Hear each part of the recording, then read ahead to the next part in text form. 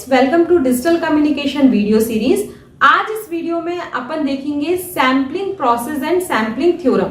ये बहुत important topic है आपके डिजिटल कम्युनिकेशन वीडियो सीरीज का। तो आइए स्टार्ट करते हैं।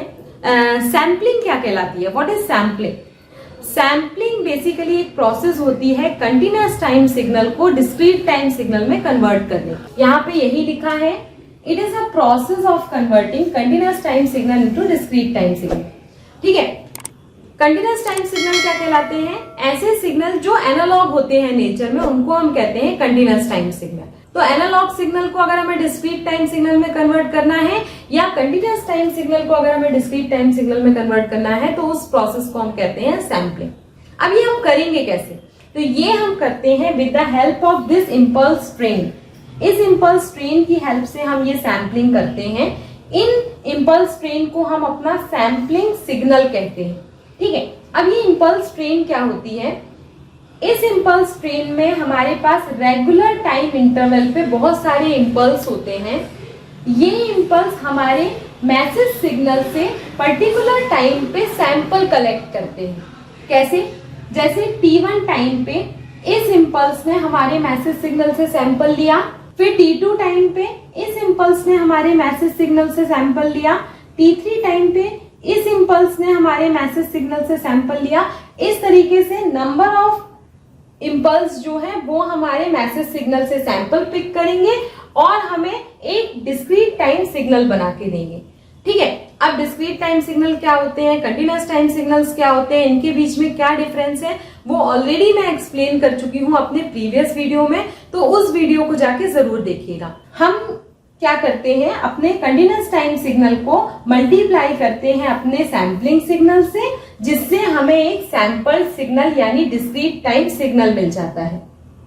और ये हम करते हैं एक डिवाइस के थ्रू जिसको हम कहते हैं सैम्पलर। सैम्पलर बेसिकली एक मल्टीप्लायर की तरह काम करता है, जो हमारे मैसेज सिग्नल को हमारी इम्पल्स ट्रेन से मल्टीप्लाई करता है और हमें एक डिस्क्रीट टाइम सिग्नल आउटपुट में मिलता है। तो आउटपुट क्या हो गया आपका? अगर हम ST से डिनोट करेंगे सैंपल सिग्नल को या डिस्क्रीट टाइम सिग्नल को, तो ST equal to MT multiply by CT, where MT is the message signal and CT is the impulse train. अब इस डायग्राम से आप कह सकते हो कि जो हमारा सैंपल सिग्नल है is a discrete time representation of message signal. वो हमारे मैसेज सिग्नल का एक डिस्क्रीट टाइम रिप्रेजेंटेशन है, या हम कह सकते हैं कि sample signal follow the envelope of the message signal. हमारा जो डिस्क्रीट टाइम सिग्नल है यानी जो सैंपल सिग्नल है, यहाँ पे देखिए वो फॉलो कर रहा है हमारे मैसेज सिग्नल के एनवेलप। ठीक है, अब जो सैम्पलिंग होती है वो मस्ट सेटिस्फाई 2 कंडीशन। यहाँ पे लिखी है दोनों कंडीशन। फर्स्ट कंडीशन है sample signal should represent the original signal. हमारा सैंपल सिग्नल जो है वो ओरिजिनल सिग्नल को रिप्रेजेंट करना चाहिए। दूसरी कंडीशन है वी शुड रिकवर और reconstruct the original signal from its sampled version. हम अपने ओरिजिनल सिग्नल को इजिली रिकवर कर सके अपने सैंपल सिग्नल से। तो ये दोनों कंडीशन हमारे सैम्पलिंग में सेटिस्फाई होना बहुत जरूरी है। कि ये इस तरीके से लिखा है मैंने, इसका मतलब ये है कि sampling is a process of converting continuous time signal into discrete time signal. Continuous को डिस्क्रीट में कन्वर्ट करने की प्रोसेस सैम्पलिंग कहलाती है। लेकिन जब भी हम सैम्पलिंग करते हैं तो हमारी एक कंडीशन सेटिस्फाई होनी चाहिए कि डिस्क्रीट टाइम सिग्नल से हम अपने कंटिन्यूअस टाइम सिग्नल को इजिली रिकवर कर पाए। तो ये कहलाती है आपकी सैम्पलिंग प्रोसेस। अब अपन देखते हैं सैम्पलिंग थ्योरम। लेकिन सैम्पलिंग थ्योरम का अगर आप डायरेक्टली स्टेटमेंट देखोगे तो वो बहुत कॉम्प्लिकेटेड है। तो उस कॉम्प्लिकेशन को कम करने के लिए, यानी आपको बहुत इजीली सैम्पलिंग थ्योरम समझ में आ जाए, उसके लिए पहले मैं आपको थोड़ा सा फंडामेंटल बता देती हूँ कि किस चीज पे बेस्ड है हमारी सैम्पलिंग थ्योरम। ठीक है, तो यहाँ पे देखिए हमारे पास 2 मैसेज सिग्नल है जिन्हें हमें डिस्क्रीट टाइम सिग्नल में कन्वर्ट करना है। तो सबसे पहले अपन फर्स्ट मैसेज सिग्नल का देखते हैं। हमारी सैम्पलिंग प्रोसेस वही है कि हम एक मैसेज सिग्नल लेंगे, उसको मल्टीप्लाई करेंगे इम्पल्स ट्रेन से, तो हमें हमारा सैंपल सिग्नल यानी डिस्क्रीट टाइम सिग्नल मिल जाएगा। अब ये हमारा मैसेज सिग्नल है, इसको हम मल्टीप्लाई कर रहे हैं इस इम्पल्स ट्रेन से। यहाँ पे आप देख के ही कह सकते हो कि इस इम्पल्स ट्रेन में हमारे पास बहुत सारी इम्पल्स है। ठीक है, मतलब हम बहुत सारे सैंपल ले रहे हैं अपने मैसेज सिग्नल के और अपना एक डिस्क्रीट टाइम सिग्नल बना रहे हैं। तो अगर हम बहुत सारे सैंपल लेंगे तो हमारा सैंपल लेने का टाइम ड्यूरेशन कम हो जाएगा, बहुत जल्दी जल्दी सैंपल लेंगे, टाइम ड्यूरेशन कम हो जाएगा तो हमारी इम्पल्स की फ्रीक्वेंसी जो है वो इंक्रीज हो रही है, क्योंकि हमें मालूम है F इक्वल टू होता है 1/T। अगर हम फ्रीक्वेंसी को इंक्रीज करते हैं तो हमारा टाइम ड्यूरेशन कम हो जाता है, या अगर टाइम ड्यूरेशन कम होगा तो फ्रीक्वेंसी बढ़ जाएगी। ठीक है, तो यहाँ पे हमारी सैंपल लेने के टाइम ड्यूरेशन कम है, जिसके कारण हमारी सैम्पलिंग फ्रीक्वेंसी बहुत हाई है, जिसके कारण जो सिग्नल हमें आउटपुट में रिसीव हो रहा है वो बिल्कुल मैच करेगा हमारे ओरिजिनल सिग्नल से। समझ में आ रहा है? क्योंकि हम बहुत जल्दी जल्दी सैंपल ले रहे हैं, बहुत सारे सैंपल की हेल्प से अपना एक डिस्क्रीट टाइम सिग्नल बना रहे हैं, तो ये जो डिस्क्रीट टाइम सिग्नल होगा वो एग्जैक्टली मैच करेगा हमारे ओरिजिनल सिग्नल से। अब इस सेकेंड केस में देखिए कि हम इस इम्पल्स ट्रेन की हेल्प से अपने मैसेज सिग्नल को कन्वर्ट कर रहे हैं डिस्क्रीट टाइम सिग्नल में। तो यहाँ पे आप इस इम्पल्स ट्रेन को देख के कह सकते हो कि हम बहुत कम सैंपल्स ले रहे हैं अपने मैसेज सिग्नल की, क्योंकि यहाँ पे बहुत कम इम्पल्स प्रेजेंट है। अगर इम्पल्स कम प्रेजेंट है मतलब इसकी फ्रीक्वेंसी जो है वो कम है। फ्रीक्वेंसी कम होने का मतलब है हम बहुत बहुत टाइम के बाद सैंपल्स ले रहे हैं, तो टाइम ड्यूरेशन सैंपलिंग का जो होगा वो इंक्रीज हो जाएगा। अब इससे अगर हम अपना डिस्क्रीट टाइम सिग्नल बनाएंगे तो वो हमारे ओरिजिनल सिग्नल से एग्जैक्टली मैच नहीं करेगा। तो कहने का मतलब ये है कि अगर हम फ्रीक्वेंसी को डिक्रीज करते हैं जिससे हमारा टाइम ड्यूरेशन इंक्रीज होगा सैंपल लेने का, तो हम अपना ओरिजिनल सिग्नल रिकवर नहीं कर पाएंगे अपने सैंपल सिग्नल से, या हमारा जो सैंपल सिग्नल है वो हमारे ओरिजिनल सिग्नल से मैच नहीं करेगा। दूसरे केस में जब हमारी फ्रीक्वेंसी ज्यादा है सैंपलिंग की, यानी टाइम ड्यूरेशन कम है, हमने ज्यादा सैंपल लिए हैं, तो हम अपना जो डिस्क्रीट टाइम सिग्नल है उससे बहुत ही इजीली अपने ओरिजिनल सिग्नल को रिकवर कर पाएंगे। यही हमें सैंपलिंग में करना है। सैंपलिंग में हम क्या करते हैं, कंटिन्यूअस टाइम सिग्नल से डिस्क्रीट टाइम सिग्नल में कन्वर्ट करते हैं, और जब भी हम सैंपलिंग करते हैं तो हम ऐसी सैंपलिंग करते हैं कि हमारा डिस्क्रीट टाइम सिग्नल से हम अपने कंटिन्यूअस टाइम सिग्नल को इजीली अचीव कर पाए। हमारी सैंपलिंग फ्रीक्वेंसी हमेशा ज्यादा होनी चाहिए और टाइम ड्यूरेशन हमारा कम होना चाहिए, यही कहती है आपकी सैंपलिंग थ्योरम। तो अब अपन सैंपलिंग थ्योरम के स्टेटमेंट को देखते हैं। सैंपलिंग थ्योरम का स्टेटमेंट कहता है ए continuous time signal can be completely represented in its sampled form.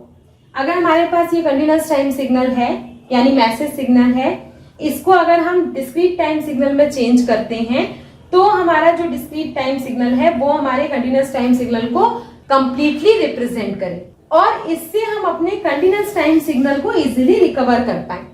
कब रिकवर कर पाएंगे, जब if sampling frequency fs is greater than or equal to the twice of the maximum frequency of the continuous time signal। हम अपने discrete time signal से यानी sample signal से अपने मैसेज सिग्नल को तभी रिकवर कर पाएंगे जब हमारी सैंपलिंग फ्रीक्वेंसी ग्रेटर देन और इक्वल टू होगी twice of the maximum frequency. तो ये कहलाती है हमारी सैंपलिंग थ्योरम। और यहाँ पे maximum frequency of the message signal का इनका मतलब है कि हमारे मैसेज सिग्नल में बहुत सारी फ्रीक्वेंसी हो सकती हैं, 100, 200, 300, 500। तो जो मैक्सिमम फ्रीक्वेंसी होगी यहाँ पे हम उसी को कंसीडर करेंगे। अब एक और पैरामीटर है जिसको हम कहते हैं सैम्पलिंग रेट। सैम्पलिंग रेट क्या कहलाता है, सैम्पलिंग रेट कहलाता है हाउ मेनी सैंपल टेकन पर सेकेंड। एक सेकेंड में हमने कितने सैंपल लिए उसको हम कहते हैं सैम्पलिंग रेट। यहाँ पे देखिए, ये अगर हमारा एक डिस्क्रीट टाइम सिग्नल है तो एक सेकेंड में हमने कितने सैंपल्स लिए वो हमारा कहलाएगा सैम्पलिंग रेट। ये हमारा टाइम डोमेन में दिया है। अगर इसको हम फ्रीक्वेंसी डोमेन में कन्वर्ट कर लें तो हमें मालूम है f इक्वल टू क्या होता है, 2 पाई ओमेगा। ठीक है, तो ये हो जाएगा 2 pi omega s greater than और equal to 2 multiplied by 2 pi omega m। ठीक है, तो 2 पाई कैंसिल हो जाएंगे, omega s is greater than और इक्वल टू 2 ओमेगा m। अब अगर हम फ्रीक्वेंसी डोमेन में रिप्रेजेंट करें तो if omega s is greater than omega m, अगर ओमेगा s हमारे ओमेगा m से ज्यादा होगा तो इसका फ्रीक्वेंसी डोमेन रिप्रेजेंटेशन कैसा आएगा, कुछ इस टाइप का आएगा, इस टाइप का। यहाँ पे मतलब दो पल्स के बीच में हमें एक गैप मिलेगा, इस गैप को हम कहते हैं गॉड बैंड। तो अगर हमें ये गॉड बैंड मिलता है तो हम अपने ओरिजिनल सिग्नल को इजिली रिकवर कर सकते हैं। ठीक है, अगर हमारी ओमेगा एस को हम थोड़ा सा और मिनिमाइज कर दें, यानी रिड्यूस कर दें और ओमेगा एस हमारे ओमेगा एम के इक्वल हो जाए, तो उस केस में क्या होगा, तो हमारा ये ग्राफ हमको कैसा मिलेगा, कुछ इस टाइप का मिलेगा। ठीक है, यानी ये दोनों पल्स आपस में टच करेंगे, तब भी हमारे ओरिजिनल सिग्नल को हम रिकवर कर सकते हैं इस डिस्क्रीट टाइम सिग्नल से। ठीक है, तो ये कंडीशन भी ठीक है। लेकिन अगर हमारा ओमेगा एस और रिड्यूस हो जाता है और omega S is smaller than omega M हो जाता है, तब क्या होगा, हमें कुछ ये ग्राफ इस टाइप का मिलेगा। ये ओवरलैपिंग मिलेगी सिग्नल से। अगर इस टाइप का ग्राफ बनेगा, इसका मतलब है कि इस टाइप के सिग्नल से हम अपने ओरिजिनल सिग्नल को रिकवर नहीं कर सकते। तो ये वाली कंडीशन हमारी नहीं आनी चाहिए जिसमें omega S is smaller than omega M हो। हमारे पास टॉलरेट करने वाली कंडीशन कौन सी है, omega S equal to omega M. तो ये वाली जो कंडीशन कहलाती है उसको हम कहते हैं नाइक्विस्ट रेट। और नाइक्विस्ट रेट क्या कहलाता है, minimum sampling rate required to recover the original signal is called Nyquist rate. अब नाइक्विस्ट इंटरवल क्या कहलाता है, तो नाइक्विस्ट इंटरवल को हम डिफाइन करेंगे। हम जानते हैं f इक्वल टू होता है 1/t या t इक्वल टू 1/f हम लिख सकते हैं। तो Nyquist interval ts equal to 1/2fn, this is called Nyquist interval.